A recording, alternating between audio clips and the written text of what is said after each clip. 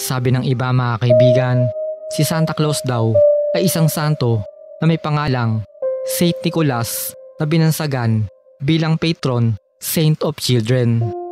Sa aking pagkasaliksik ay nakita ko ang larawan na to kung saan makikita natin si Saint Nicholas na may kasamang 3 batang lalaki.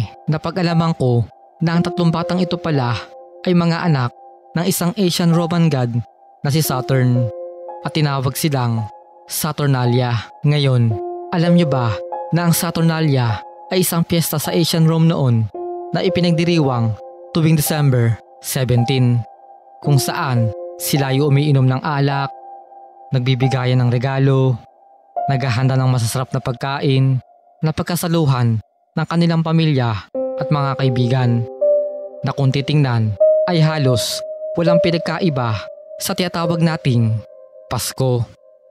Balik tayo kay Santa Claus mga kaibigan.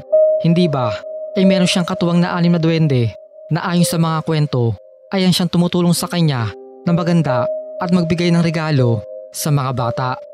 Ngayon, kung babalikan natin ang kasaysayan ng mga duwende ay makikita natin na sila ay gumagamit ng itim na mahika o witchcraft na alam naman nating lahat na hindi katanggap-tanggap sa turo at mga aral ng Kristyanismo.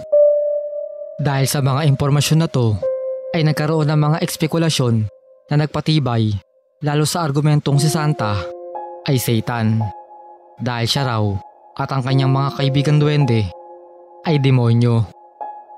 Mga kaibigan, kung para sa iba ay sa itong napakasensitibong usapin ay laging pakatandaan na mga binanggit ko ay mga konspirasi lamang. Ibig sabihin, hindi pa napapatunayan. Pero kahit pa ganun, ay hindi natin maikakaila na mga bagay na to ay konektado sa isa't isa na dahilan upang hindi natin isara ang ating isip sa mga pangyayaring mahirap ipaliwanag.